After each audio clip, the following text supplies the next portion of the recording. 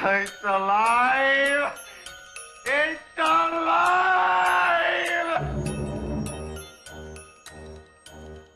Otherworldlyculture.com presents Dead On Movie Reviews.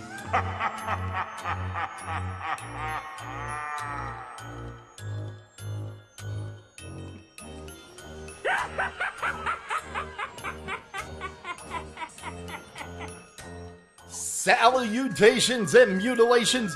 You're listening to Otherworldly Culture presents Dead On Movie Reviews. Tonight, we will present horror movie reviews and lively debate here on Otherworldlyculture.com and on future select Thursdays at 9 p.m. Eastern, 8 p.m. Central. You can join our live chat at that time by clicking on the live shows link on the Otherworldlyculture.com website. Gotta wait for my little music. There we go. I'm your host, Tim Kretschmann, coming to you from the land of lakes and landfills, beautiful Muskego, Wisconsin.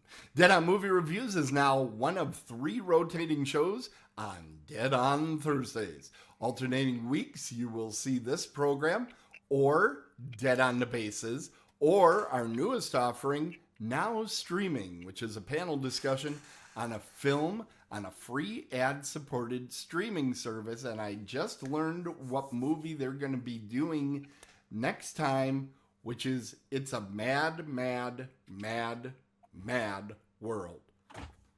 I can't wait. One of my favorite movies. Okay, now, it's my honor to introduce the Faculty of Fear panel presenting tonight's... Okay, come on. Presenting tonight's lectures. Starting with the Motor City. Michael Cieslak is a lifetime... Oh, hold on. I got to play his sound effect.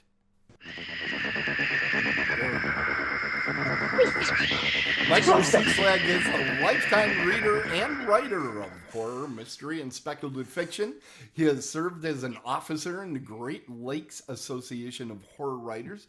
He's the editor of Eerie Tales Anthologies. Michael is the editor-in-chief of Dragon's Roost Press, and his works have appeared in a number of collections, including DOA Extreme Horror, Dead Science, Vicious Verses, and Reanimated Rhymes. He's in the collaborative steampunk novel Army of Brass. He's a kilt enthusiast, and he's killing it over at the Dragon's Roost .biz. And he is beyond himself with anger. They're watching It's a Mad, Mad, Mad, Mad, Mad, Mad World, and when I phone in, we do some crappy Christmas movie with some boy band. No. It shall not stand. It is amazing how we get some really good movies on Now Streaming, and Susie seems to be able to find really crappy movies. Right? All the time. Whenever you're on there, it's just trash almighty. I don't know what it is. I'm going to write down Trash Almighty. Trash Almighty. You know what? Possible name of a book. Just throwing it out there. That's awesome. That's a trauma title right there. Right there. Giving him future ideas. Okay. Next, I'd like to introduce Caidin Fairchild. He's our newest panelist. And we met him at Horror Realm this past year, and now he's part of the show. And I got him a sound effect. So he's ready. One of us. Google gobble. One of us. Caidin is the founder of Studio of Screams, a YouTube channel, and on Instagram, and a huge fan of The Strangers. So guess what he's going to be reviewing tonight? He is well known in the gaming community, and he's an aspiring actor. Let's welcome Caidin. Thank you guys. Just happy to be here. We're glad to have you here. We'll see how long we can keep you from going totally insane and bolting off into the darkness. Because I will tell you, there are a list of ex-panelists longer than my arm there of people that never come back.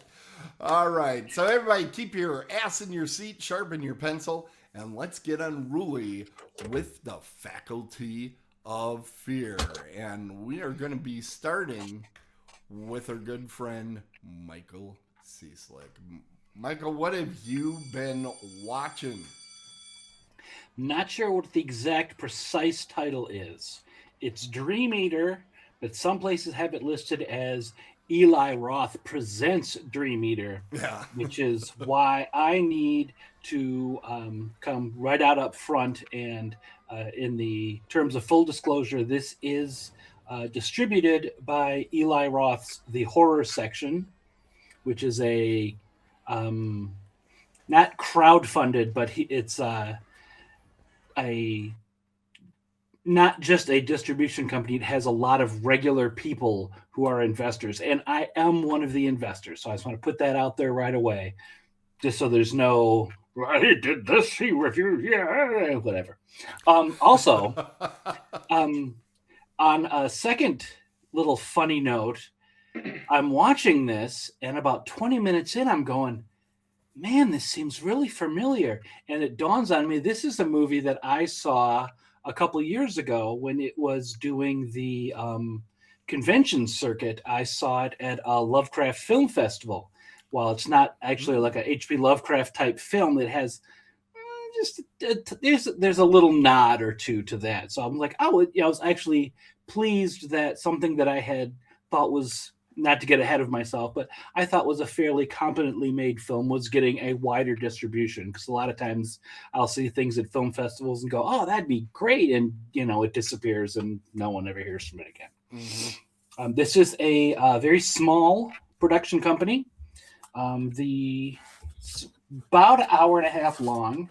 To consult my notes here, this was made on a budget of $40,000. This is a Canadian production. You will notice that a couple of times when the main actor says things like "a boot." Is the top of his head floppy? Because I learned the top of his head is not floppy, and as you just saw him on the screen there, this guy is a. I don't know if this is the way he looks regularly or if he just decided that he wanted to look as much like Manson as he could for this movie. Okay. But like right there, that's yeah. All the pictures I told you I couldn't find. Yeah, I'm not surprised. All the pictures I found were of him and the female lead, and that's pretty well it. In fact, you'll see I slipped in a behind the scenes picture because I'm like, well, shit, I don't have much. So. Well, it's not surprising because they are pretty much the only two people that you see on screen. There's there are a couple other characters who we only see through Zoom call. Mm-hmm. Film starts out black screen with a 911 call. And there's a hysterical female voice talking about how someone had cut himself and was bleeding really bad, and they send someone there. We later find out that the person who had cut himself is Alex, and his girlfriend Mallory was the one who made the call. He cut himself during a bout of parasomnia, which for most people just presents as sleepwalking, or perhaps like sitting up in bed and carrying on full conversations. In a very, at least according to Dr. Snape, who is one of those Zoom call people, we discover that there's a very small percentage who actually become violent and have hurt themselves or other people in the house. And poor Alex is weaning towards that way. Okay. So Alex and Mallory decide that they are going to go off to a cabin in the woods, which is always a great idea. A nice isolated place where he can de-stress from everything. And of course, the doctor wants her to document all of his episodes of parasomnia. Mallory is a documentary film producer, so naturally she decides that she is going to film everything. And yes, this is a found footage film, in case you hadn't guessed from the way I said that. Yeah. Towards that end, there are some real paranormal activity vibes. You've just got the two leads primarily. They're filming everything. There's some stuff at the end which kind of will make you think of paranormal activity. But there's no paranormal activity in that sense where there's a ghost. Your problems are all up in Alex's head and maybe from some place that he may have been. We're not sure because Alex was adopted at an early age and he doesn't know anything about his real family. And that's a clue that I'm not going to give away because that's a primary point there. But he becomes very upset when he finds out that Mallory has gone behind his back and tried to do a little research towards that end. Things start to devolve fairly quickly. He's usually waking up somewhere between 1 and 3 a.m. Starts out with him just having like a conversation as if someone was there. It's like, what now? And you can't hear a lot of it. And then sometimes he's saying, no, we have to do something. He's trying to get in. He's under the house. And he seems to be very afraid of something getting in. Excuse me. Yes. Okay, I thought there was a question coming. No, not right now. I'm wrapped in attention. Mallory finds he tells her what he has seen while he's dreaming in his kind of like liminal, half awake, half dream state. It's kind of like a skull thing with tentacles that are coming down. And no, it's not Cthulhu, but we do see a picture of him on her computer at some point. So, boom, there you go. And doing some research, she comes across this kind of weirdo quack doctor who investigates cults named Dr. Armitage. And if you are familiar with Lovecraft, you'll know that name. But again, they've just taken the name for him. He's not actually the Armitage character. Things just progress steadily, becoming worse and worse and worse. And he starts to become like really scary while he's awake. And I'm going to cut it off right there because I don't want to give anything away. It is fairly competently shot. It's not a one set movie, but it's a very small number of sets. We have the various rooms in this house. There's a shed, and there's the area around the outside in the wintertime, snowy Canadian landscape. There is a nice sense of isolation there. Okay. You really do feel like if he goes off the edge, then Mallory's boned because there's no one else around for her to go to help. Alex is played by Alex Lee William. Mallory is played by Mallory Drum. And excuse me, let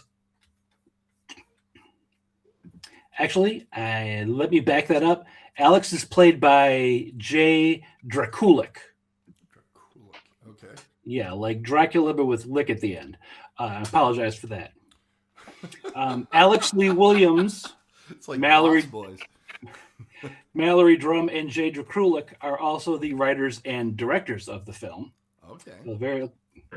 So now you can see it's a very small. It is not a studio produced film, but No. I think it's a fairly well done film given its limited budget. There are some scenes that look like more than you would expect from a small film like this. And you can hide budget well with a found footage movie, I think. And even given that it's, just a single camera, you do have some stuff that happens in the background that is really well shot. Uh-oh. And you do get there's a little throwaway line where Alex is really pissed off about, the fact that she's filming him all the time. This is when you're starting to get angry. It's like, if you wanted to just film me while I was sleeping, you could have just used your phone. You didn't need to bring your big documentary camera, which explains why this all looks a lot better than as if it was shot on a phone or a little, a high 8 or something like that. And you're saying stuff happens in the background. That we have a term on this show for that. That's right. It's Waldo vision. So you got some Where's Waldo vision going on in there, huh?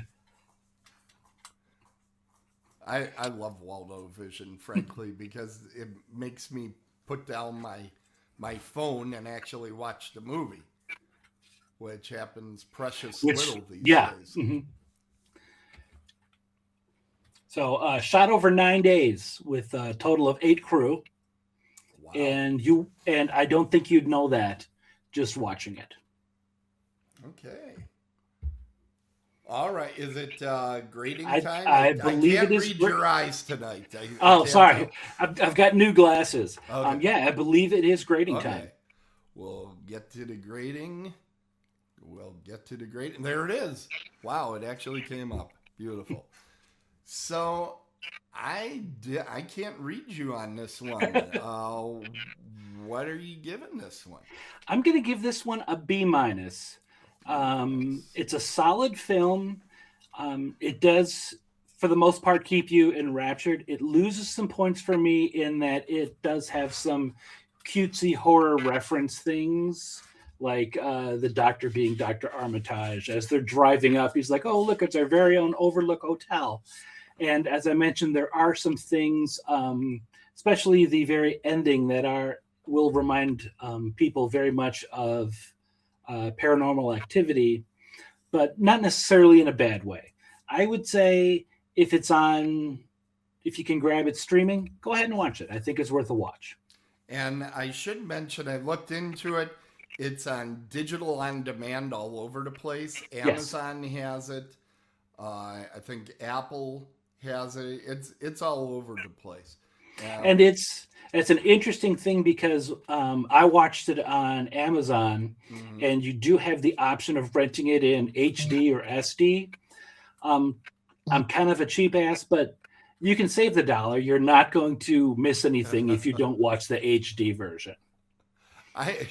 I'm one of those that I'll never take the HD version on streaming because I don't think I'll actually see it. Right. Streaming. If I have a choice between a DVD and a Blu-ray, I'm going Blu-ray. Blu-ray, yeah. I just don't believe it in streaming. I just don't believe it. But yeah, I believe that I saw the HD version when I saw it in the convention things. I really couldn't tell much of a difference between the two. So save yourself $1. All right. Uncle Mike says. I didn't know you were also doing consumer reports here. Hey, that's your awesome. One-stop shop here this weekend. Wow. Getting everything in one. One shot. All right. Well, it's time now. We are going to go over to Caidin. Caidin, what have you been watching as if I didn't know? It's my time to shine, guys. I went with The Strangers, 2008. Simple choice. I think it's a standout cult classic. I think they did a lot of things that a lot of horror movies back in 2008 definitely weren't doing. Okay, hold on a second. You said cult classic. Do you think this is underviewed or 100%? Really? Okay. 100%.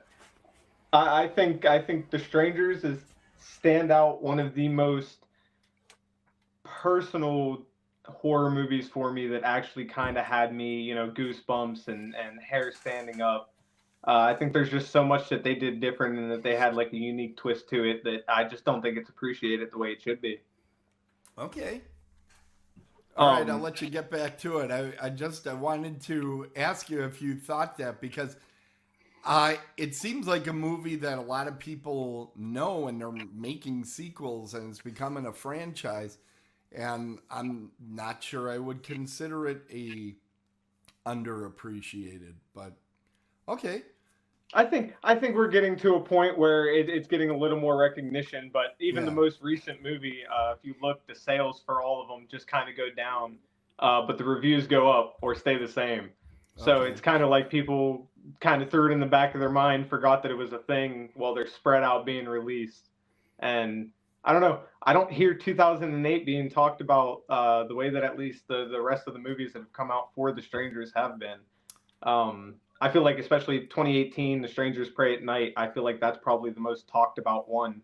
And in my opinion, was the sloppiest of all of them so far. I thought it was terrible. I hated did. that one. I thought it was the sloppiest of Yeah. all of them so far, but I think that's the one that I hear talked about the most, whether it's positive or negative. Okay. But personally, for me, I'm a big fan of true stories or anything that kind of has a little true story twist to it. When The Strangers opens up to its title card, it tells you right away, inspired by true events. It's 50-50 true. It's half inspired by the Manson murders, and then it's also half inspired by his childhood story. Him and his sister were home. The director and his sister were home alone when they were younger. I think he was 10 and she was 8, if I'm remembering correctly. I forgot to write it down. But they got a knock at the door, and when they answered, the person asked if somebody was home, that, you know, a name that they never heard of. So they turned him down, said that that person didn't live there, and the person walked away. They never heard about them again. A few days went by, and the director ended up seeing on the news that the same person that came to his door got arrested with a group of people that was going door to door in his neighborhood and breaking into houses that were unanswered. So had they have not answered the door that day, things would have went a little bit differently. So that's kind of where it's inspired by true events. As you see, it starts off with a rocky proposal. Proposal didn't go so well. You could kind of feel the tension. I think that's one of the things that the Strangers do really well. Yeah. Is really building that emotional tension between characters. I feel in newer horror movies, you don't really feel what the character's feeling. You just kind of see the blood, guts, and gore behind everything. This one, you kind of felt the depression and the emotion between the two. You felt that there was love there, but it was a rocky relationship that they kind of just couldn't grasp, and they kind of got to that point where they knew they weren't good for each other. So as the movie goes on, it's a slow burn, I will admit. Not many kills in the movie. It's not known for its blood, guts, and gore. It's more so known for its creepy aspect. Yeah, need more murder, 100%. That's one of my only complaints about the movie is the lack of kills. um, but where there's lack thereof, I think that they excel in other aspects. After you have this slow burn, you get this creepy knock at the door out of nowhere. They're at a vacation home. They're not expecting anybody. Nobody's supposed to be coming there right now. It's supposed to just be them on, a little getaway together as a couple. They answer the door and they get asked the same childhood question that he did. Is somebody home? When they said no, the person left. They walked away. The same thing as his childhood story. The only thing that veered different is they came back later. The couple started arguing a little bit. They went through some more, tense emotions. You get to see more of them connecting, trying to rekindle something that obviously was no longer there. Knock comes at the door again. They start getting a little suspicious of it. And then the stranger shows where it really peaks in horror. Not with jump scares, not with blood, guts, and gore, but a simple character standing in a window behind two characters having a conversation. Or the kitchen scene, which I think is, in my opinion, one of the best horror scenes and spine-chilling scenes. It's actually that picture that just came up. Right. She's standing in the kitchen by herself, and all of a sudden you see the main killer in the house behind her. No sign that he got in. You can't hear that he got in. No forced entry. He's just there, right behind her. And then he disappears. And they don't get to see this. They don't get to see that the killers are in the house or that they're physically watching them at this point. But we do. As the audience, we now know that the danger is there. And they don't. So this is where it finally starts to kind of build up. And I won't go too much more into it. But they end up calling their family member, the main guy, his brother. He ends up coming, kind of trying to diffuse the situation. They no longer, want to be with each other. He's getting ready to leave, give up on everything. His brother's coming to pick him up. As his brother comes into the house and he's searching for them, both of them at this point have found out that the strangers are inside of their house. So they're in defense mode. He grabs a shotgun. They hide themselves into the room, and they wait for the stranger to come.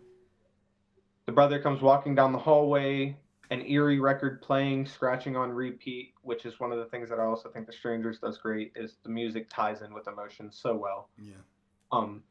So real eerie scene, he's walking slowly. You could see the killer behind him, but he doesn't see him there. As he gets to the doorway of the hallway where the two main cast are sitting, waiting for somebody to come and save them, the brother pulls the trigger on the shotgun, thinking it's a stranger. And that is where we get the first and one of the only kills of this movie. Slow burn, but I think that building up tension and letting you feel the emotion behind the characters and actually understanding the fear that they feel is where I think The Strangers did amazing. I won't say too much because if anybody hasn't seen it, I mean, it's 2008, should have by now. But if you haven't, I highly recommend.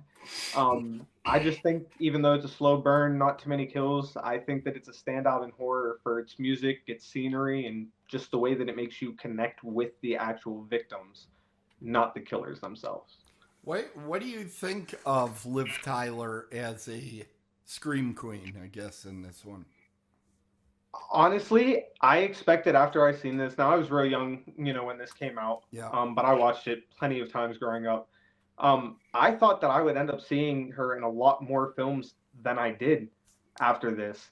I honestly thought that she was going to kind of become like a Jamie Lee Curtis, if I'm going to be honest. Yeah, it's interesting you say that because one of the great question marks I have is whatever happened to Liv Tyler. I mean, she was just in the Hulk, the Captain America movie with Red Hulk, because she was in the previous one. I was going to say she was in the previous. But I was like, where did they find her? Because she hasn't been. She was in Gondor, duh. How could we forget? But no, I honestly thought the same thing. I seen this, and even growing up, I honestly thought that she was amazing throughout. And any scene that she was in, I feel like she killed her role no matter what it was, especially as a scream queen. I just feel like she didn't go as far in the industry as I truly thought she would have. I thought the performance she did was one of the better. You're afraid for her. You kind of want to protect her because she weighs what, 20 pounds, 30? Well, 20 pounds soaking wet, maybe 27. Yeah. You're just like, somebody help this girl. Yep. There's nothing. And I remember thinking her performance in this, and when you were talking, I was thinking this too. I think two of the best suspense movies I've seen are home invasion type movies. Mm-hmm. One of them being The Strangers, and one of them being the first 15 minutes of When a Stranger Calls. Yeah. With Carol Kane in that one. Yes, definitely. Which a lot of people forget Carol Kane was in there. They think she's, Locke's girlfriend or from Scrooged, that she just has a mean right cross when it comes to Scrooge. But I mean, she was terrified in that movie. And I think Tyler really gets that in here. So I always thought it was one of the standout performances for a, quote, final girl that I've seen in quite some time. I'm glad to hear that you liked it as well. This movie was... Because it fell so behind on the lack of actually having, high amounts of kills or blood, guts, and gore all over the place. I think where I fell in love with this movie, which is like the same reason why I loved like You're Next, okay, is the acting behind it. You feel their emotion. Like when they're mad at each other, you feel it. When they're sad or they're scared throughout the movie, you feel it. When they're running, they have anxiety when she's in the shed scene and they're waiting for the jump scare. I feel like you feel her anxiety. She physically makes you feel how her character feels in that moment. And I thought it was beautiful. I thought that if it wasn't for her performance, this movie would not be as good as it was.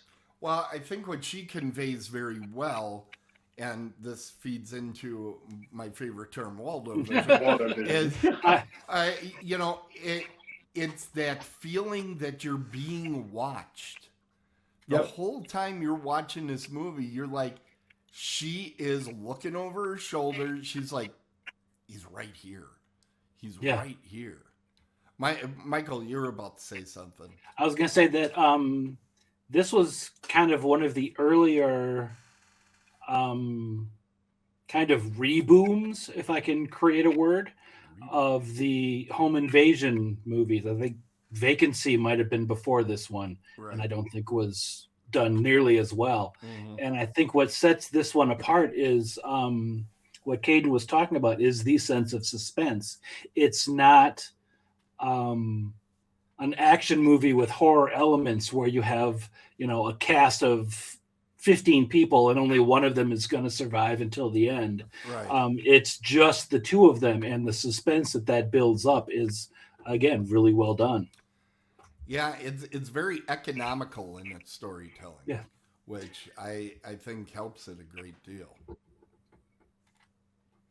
Okay, is it grading time? I was going As to say, if I think it's grading time. I'm sure it's going to be a D.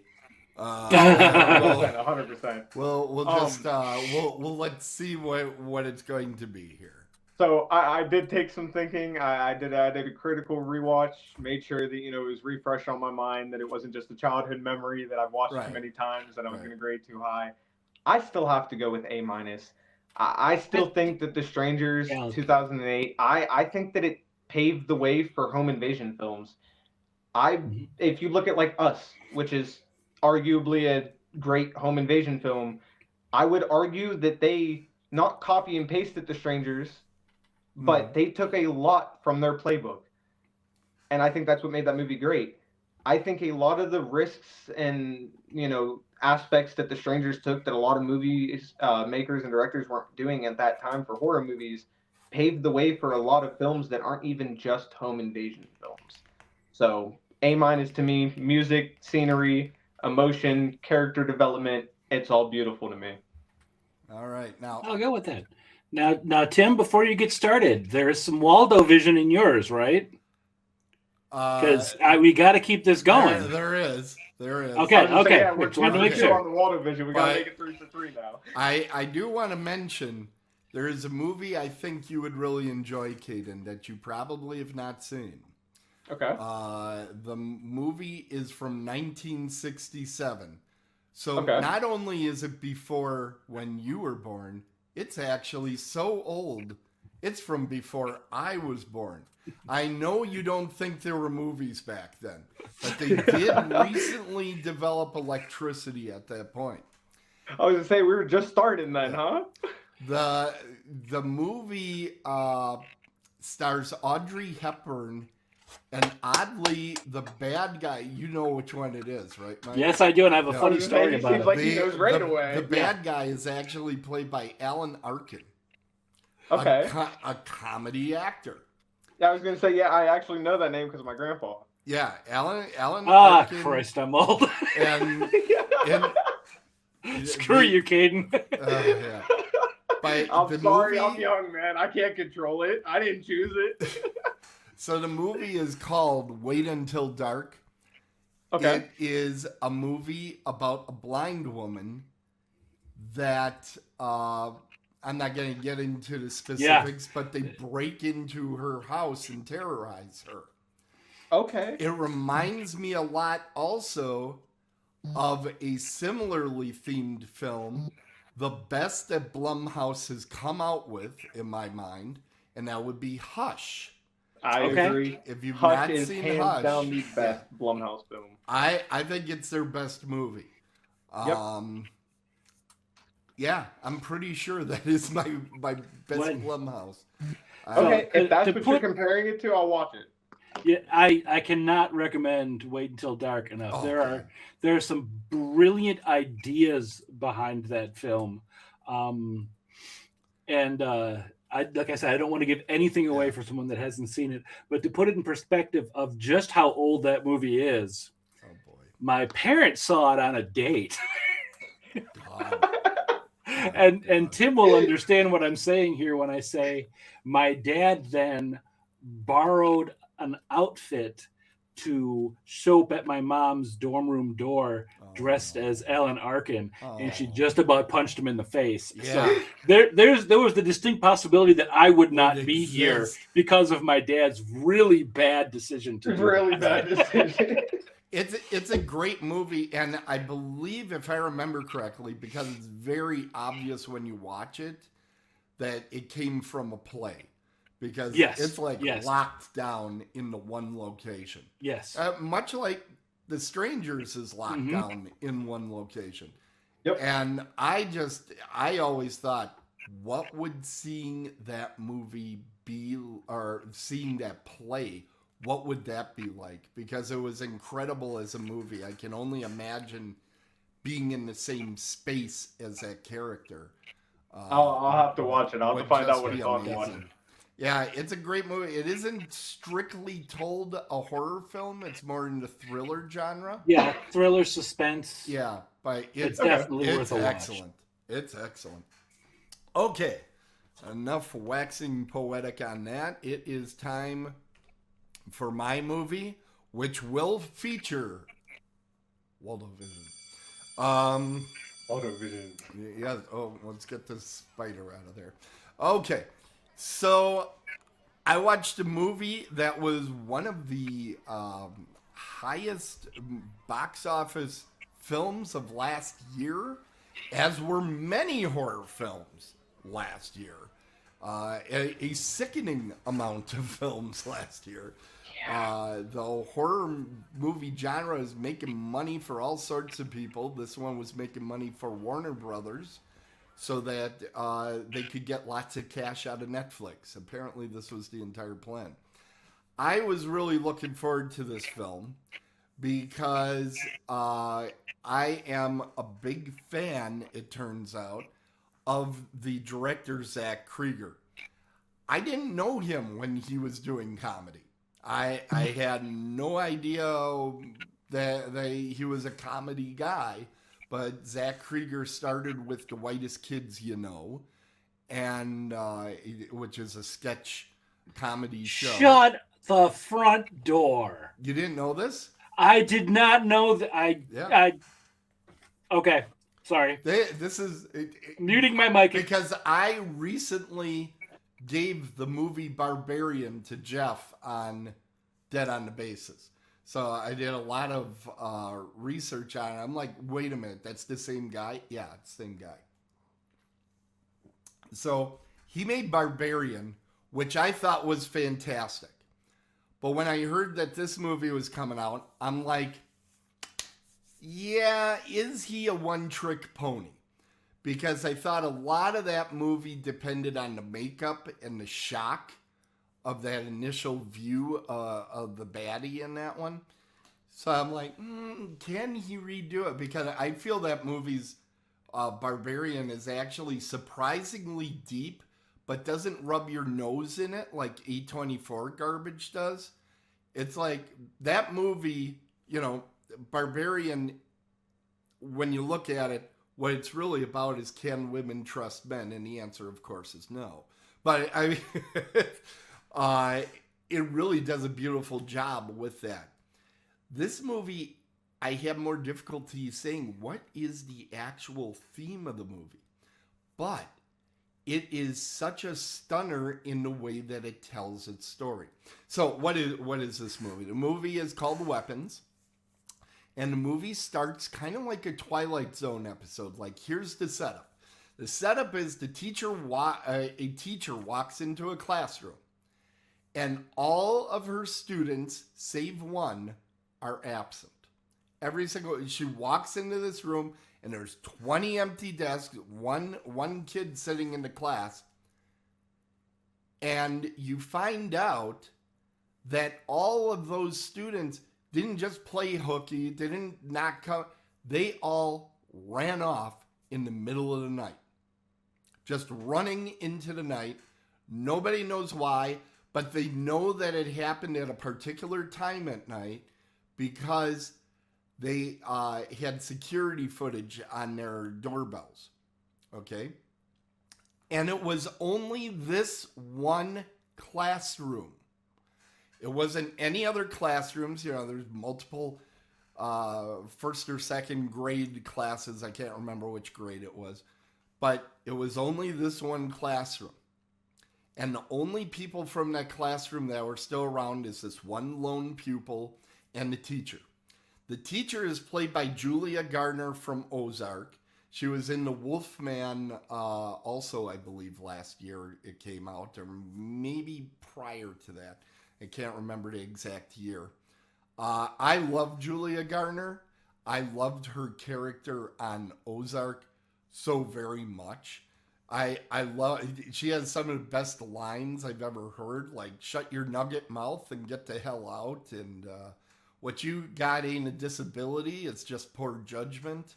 I love those lines. She just had a lot of really nasty lines, and she played a nasty character well. Here she's playing a teacher that you're kind of wondering about her past. And I have to be careful. I do not want to spoil this film for people that haven't seen it, including a particular author on the show. But thank you for that. yeah, you've been called out. But she's got a character where you're kind of like, was she somehow responsible? What you're wondering, what the hell could this be? You know, it wasn't a mass murder. It wasn't you're just like, what could this end up being? So they tell the story from her standpoint, and just as the action starts revving up, and I mean it revs up, she starts getting chased. People are very upset with her, think that she might be a witch or something, because all these kids just disappeared from her classroom, which you would think, if that happened at the PTA meeting, they'd all be like, what's up with this woman, right? Well, just as the action starts revving up and you're like, hey, we might be learning something here, they restart the movie. And they go back to the PTA meeting at the beginning of the movie where we first learned that all these kids didn't just play hooky, that they're really not around anymore. And now we take the perspective from one of the parents, who is played by Josh Brolin. And we go through the movie now, the story, from his point of view. And guess what? We get to a certain point, and they're like, oh, time to go back again. And now we go through from another character. So it's kind of a little bit of Rashomon, but a lot of it is just, you can't see the whole picture with just one camera. They had to give us some a little bit of different angles so you can start piecing this thing together. And it's a great little mystery. I love this narrative device. I can understand how some people are a little irritated about it, maybe a little bit of Groundhog Day, maybe a bit of Pulp Fiction, but it really builds it nicely. Okay, I don't want to go any further into where this story is going, because this would be real easy to spoil and ruin for everybody. I'm staying far away from that. So I'm going to pivot and talk about the acting. The acting was very good. Alden Ehrenreich, who you might know as Han Solo, that's what he's most famous for. But people forget he was doing some great stuff. I loved him in Hail Caesar. I'm the one person that liked the movie Hail Caesar. I think he's got a big future ahead of him yet. And this was a great role for him to sink his teeth into. Julia Garner, I've been impressed with her throughout. I'm a little afraid to go watch Wolfman because I've been hearing such horrible stuff about it. But I am going to be visiting that one soon. Josh Brolin, this, quite frankly, is the best role he's had since No Country for Old Men. No question in my mind. Amy Madigan is in this film.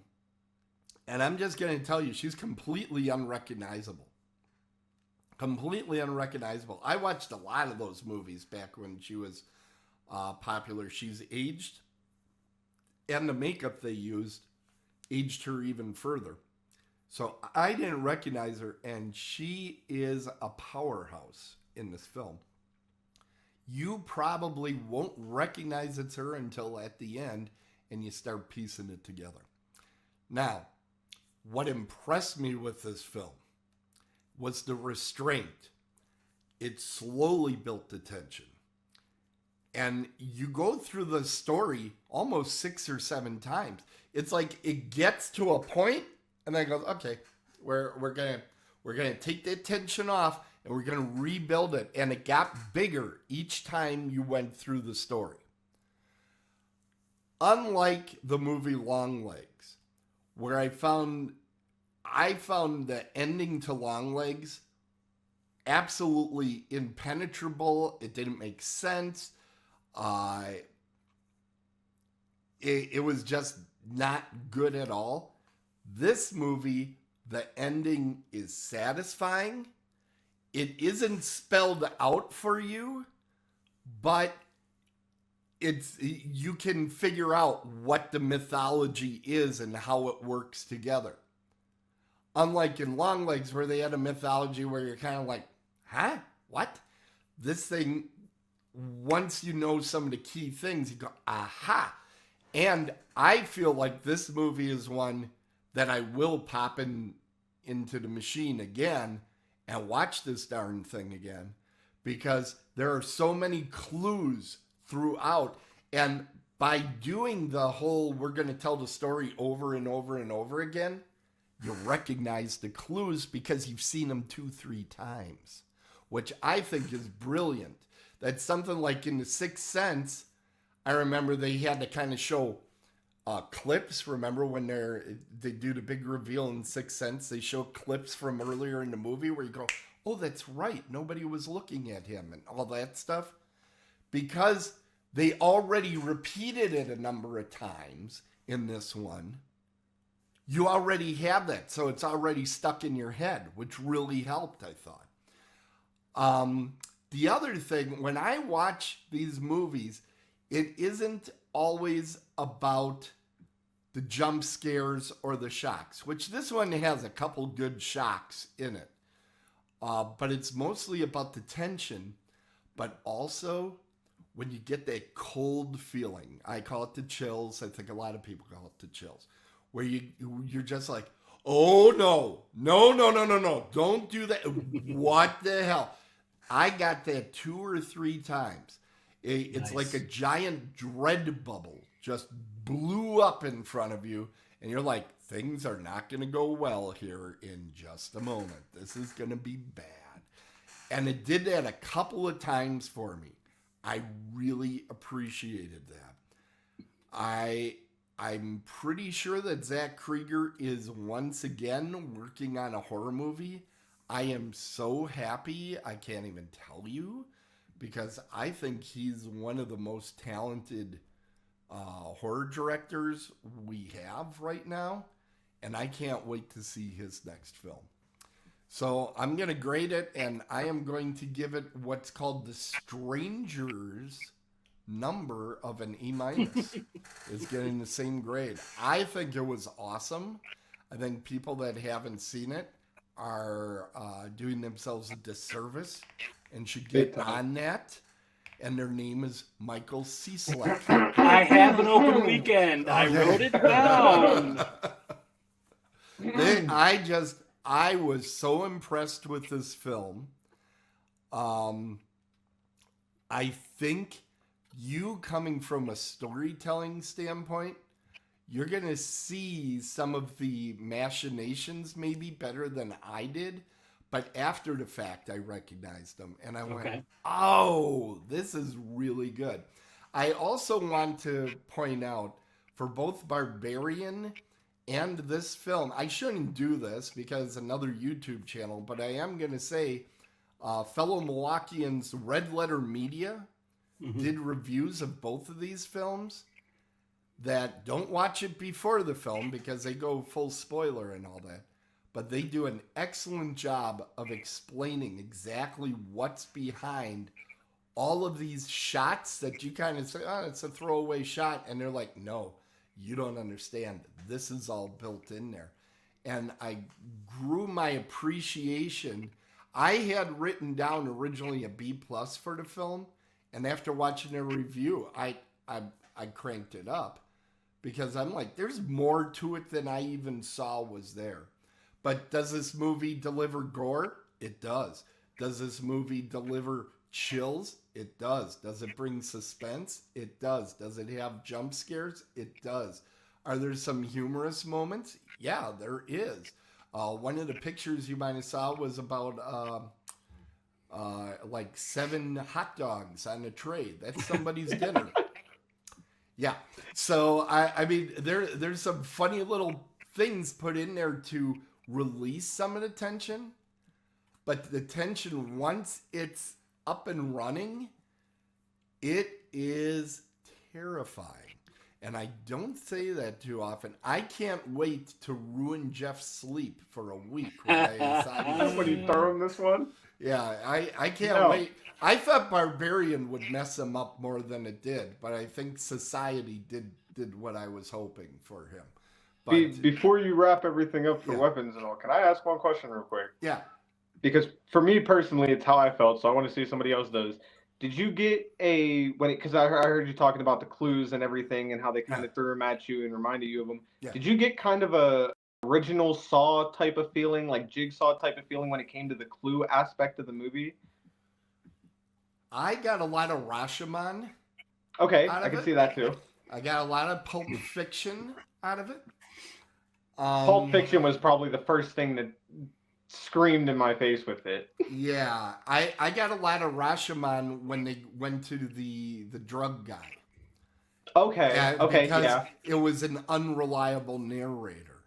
Okay, that's fair. Okay. So I got a lot of Stephen King vibes as well because the characters were really well developed. And Stephen King, I love him to death. He can't write a good ending to his books, but that guy can write characters. But get in there, man. He can get there. He just can't finish it. Yeah. I mean, I remember reading The Stand, which is a horrible thing to do to anybody. But I always felt The Stand, I should have ripped the second half of the book out and just threw it away. Because what it's really good at is setting up that world and creating those characters. I felt the same way with it. I still wonder what the hell I read at the end of it. But the characters were so good. The world wonders. You get Julia Gardner is an excellent character. I think she's very interesting. You're kind of wondering what all is in her past. Aldrin Ehrenreich is playing a very morals kind of brown type of background. You don't really know where he is. He's ambiguous, I think, is the word I'm looking for. So it's a powerhouse of a movie, and Brolin plays so well his grief of not knowing. You know, there's people talk about closure. He is the ultimate I don't have closure, what the hell am I gonna do guy. And it really builds nicely. So yeah, I'm a huge fan of this movie, and I do recommend those other reviews as well. But by God, go out and see this movie. If you have HBO Max, I believe it's on the regular subscription. You can just pop this sucker on anytime you want, and it is well worth your time. Missing it in theaters is something I'm happy I didn't do. It was great in the movie theater. Yeah, I can imagine how that theater exploded at a couple of points in that movie, because there's some true crazy time going on. Really, I got lucky enough. I went opening night. So very Yeah, that is a movie for opening night, no question. Hey, we want to remind everybody to subscribe to Otherworldly Culture, because if you do, you could be our first subscriber. That's the situation. We are in. Okay. Want to remind everybody. Come on. There we go. It's coming up soon. It is, almost 6 weeks away, 5 weeks away. And we're going to be at Horror Realm in Pittsburgh. Whoop, whoop. Started everything for me. And I believe all of our panelists will be there. So that's going to be a lot of fun. You still have a week to get in your film if you're a filmmaker for the film room. We're still putting that together. But look at this guest list that we have. We have headliners like Andrew Divoff, William Catt, Rhonda Shear recently got added to the list, as did Clint Howard. All night. And the one I'm most excited about, Jeffrey Kramer from Jaws and Jaws 2. I'm actually reading a book about Jaws 2 right now. Yeah, I'm glad Jeff isn't here tonight, or I'd have to explain what a book is again. But Rhonda Shear, I'm very excited to see her again. And she, of course, is kind of restarting that whole Up on All Night thing. We have great behind-the-scenes people, including Greg Nicotero. I mean, great who guy. would have thought we'd ever get to meet a guy of his stature? Really amazing. Eduardo Sanchez, who started a whole found footage thing with Blair Witch Project, and Alan Hoarth, one of the icons of music making for soundtracks over the years. And we have all the lovely ladies of horror that are coming out, including newly announced Christine Elise from Child's Play 2, or if you're of a certain age, Beverly Hills 90210. Sigh. Yeah, so dreamy. But we have all those ladies coming out. And the boys, we recently announced Don Shanks, a stuntman of the highest order. If you have 2 to 3 hours, go ahead and read through his movie background. Hundreds of credits, literally hundreds. And I know this is going to get Caidin excited. We have 4 from Terrifier 3 coming out. Alicia Blair, I can never get his name, Mason McCarta, Chrissy Fox, and Antonella Rose. So they're coming out. I was like a fat kid in a candy shop anytime I see one of them get posted on the page. Yeah. It's that's going to be very exciting. There's a huge fan base, as you know, for Terrifier 3. So I would say, I'm guessing that's going to be a panel, and I would say you might want to get there early. That's all I'm going to say. It's going to be pretty front insane. row for them all, baby. And keep in mind, we have the whole Silent Night, Deadly Night. Now, unique to that series, we have the first Santa Claus, Robert Brian Wilson, right? We have the second, Eric Freeman, who perpetually will be known for Garbage Day. Then we have Santa's mom, Tara Buckman, who is also in Cannonball Run. And I recently rewatched Hooper, and she has a big scene with Burt Reynolds in that. Okay. But keep in mind, there were 2 other Silent Night, Deadly Night movies. Who played Santa Claus in the 3rd one? Clint Howard. Who played him in the 4th one? That's right, Bill Moseley, who is also coming out. And we have from Texas Chainsaw Massacre, we also have Caroline Williams, who played Stretch. That one got me. The Texas Chainsaw lineup, those got me real good. Well, have you met these 2 yet, Caidin? No, I have not. Bill Moseley is a fan favorite to everybody, and Caroline is one of the nicest people at the table you're ever going to meet. So you're in for some real great interactions with those 2. Also Real want to excited. mention there are some locals to Pittsburgh that are coming out.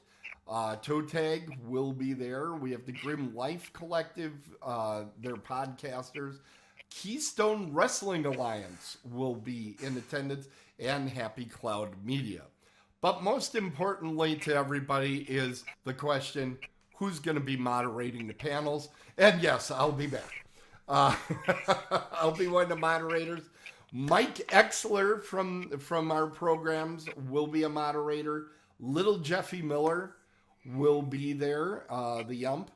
And we have Sean Collier. He is a magazine editor out of the Pittsburgh area that's been very involved with Horror Realm. So we're going to have some really great panels, and we're all very excited about that. But, okay, which button did I press for real? I did hit the right one. Goody, goody. Because right now, I got to tell you about the next Get It On Thursdays. We are going to have Now streaming next week. And we are going to, because we found out that Michael Cieslak is not coming, we are going to watch It's a Mad, Mad, Mad, Mad World. And that'll be loads of fun. For us. I'm going to have to sit there and watch it, though, literally with a stopwatch, which is not the way I want to watch It's a Mad, Mad, Mad, Mad World, because I count up the ads and stuff. Oh, that's right. So I'll have a 3-hour marathon doing that. But I love that movie. Have you ever seen that one, Caidin?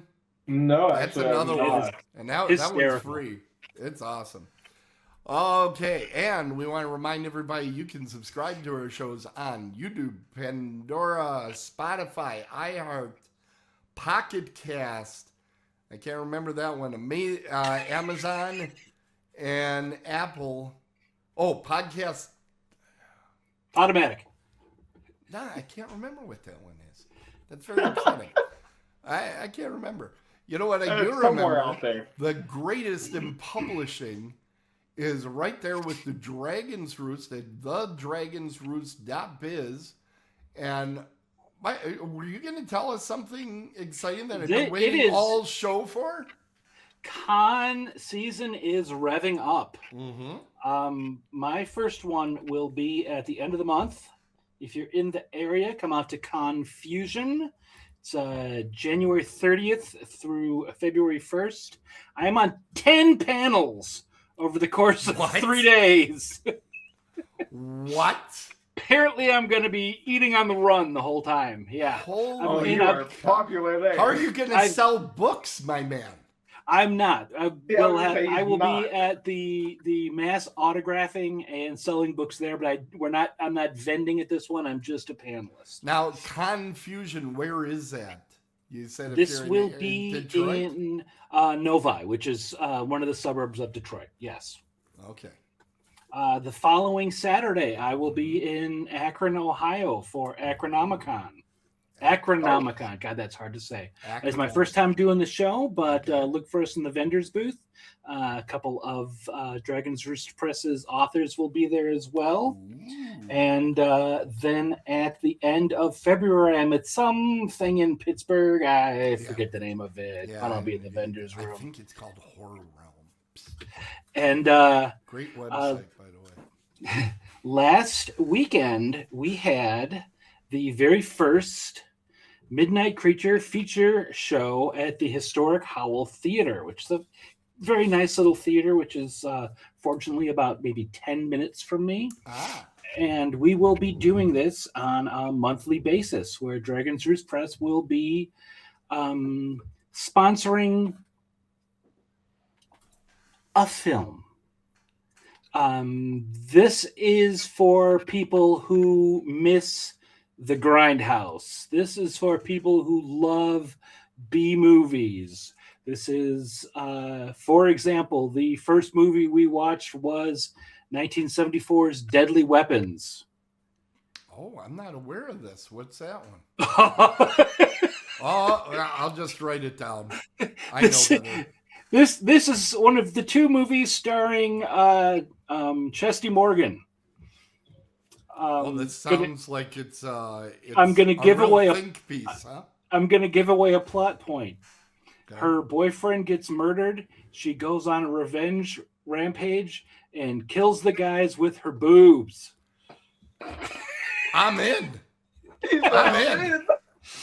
So February 21st, we will be back at the Hollow Theater, and I we really will be don't know showing. why some people think our show is misogynistic. I just don't know. We will be watching Gator Bait. Ooh. Cool. So yeah, we're looking into some other movies. We're hoping to get some giallo up on the screen, and probably some looking for a good kung fu movie to put up there. So Now, yes. are you introducing it? Are you going to go out in front in your Sven Gulli hat? And I am actually sponsoring it. I'm in the lobby, but the MC duties go to a good friend of mine and one of the authors that Dragon's Roost Press publishes, David C. Hayes, who is Dr. David C. Hayes, who is, among other things, is a film historian. Perfect. And just the amazing amount of knowledge that you can get from talking to him for 5 minutes about pretty much any movie that's ever come out. Ooh, very exciting. I bet he likes movies with Audrey Hepburn walking around not knowing where she's going. I can guarantee you that he has seen that film. All right. Fantastic. Did we cover everything? I think that those were all the notes that I had. Okay. So that's me for the next 2 months. Caidin, have you got anything coming up, going on? So actually, I was kind of waiting to announce this anyways across all my platforms, so we'll do it here first. We found a solution finally. My computer fried, which is what kind of put me at a halt with Studios of Screams and editing everything. Yeah. During the process of not being able to edit much or post much, I have been recording a lot of abandoned building exploration content for my deeper exploration side of things. Okay. So definitely expect within the next 2 months, 3 months here to have quite a few good detailed videos with some interesting locations in Ohio that have some eerie stories behind them. So definitely look forward to that. That's going to be my first big project. And then we're going to finally start the rest of it. But I got a lot of footage and a lot of different locations that I've just been waiting to finally be able to edit and throw out there. So Studios of Screams, the deeper exploration, we'll be starting it up soon. Fantastic. Well, we can't wait to see that. That's kind of in the kind of similar territory to the Urban Myths show that we had done earlier in the year. So that'll be the location that I talked about on there, Crybaby Bridge, is one of the locations that I actually did some filming in and shot some content at. So, well, remember, I have that exclusive footage of the Beast of Bray Road. If you remember, I enhanced it. Yes, I do remember. How could I forget? That was a thing. I'm still terrified driving through that county. I'll tell you. There's nothing more frightening than that. Okay. Well, fantastic. So people will want to keep an eye on that, and we will put links to all that in our notes from tonight's film and, of course, to Michael's publishing. All right. Everybody remember to rate us, like us, and follow us. Even if you don't like us on Twitch and YouTube and all over the place. We're doing all of our programming under the name Otherworldly Culture, but you can also follow individual podcasts as well. If you don't like Jeff, you can watch the other shows and not see Dead on the Bases. If Susie drives you crazy, don't watch the Now streaming. All that stuff. So, and if you don't like either one of them, boy, do we have a show for you on Mondays. But everyone loves them both. Well, I should mention Monday Mayhem is on a little bit of a hiatus as they figure out exactly what they want to do. And also, the tranquilizers I gave them have not yet enacted. Because one of the members of that show wants to keep coming over to my house with a flamethrower, and that just isn't going to happen. So he has to practice for his flamethrower class at Horror Realm. Come on, man. Oh my God. He can actually come to my house because I am tired of clearing snow. Yeah, I think you get the same snow we get. So. Yeah, I got a gravel driveway. Knock yourself out, man. Oh, that's bad stuff. All right. Thank you, everybody. We appreciate you taking the time tonight. And we want to remind you to have a safe convention season. Enjoy the horror movies that are now out there all over the place. And remember, when you aim at horror, make sure that you are dead on. See you next time. Otherworldlyculture.com.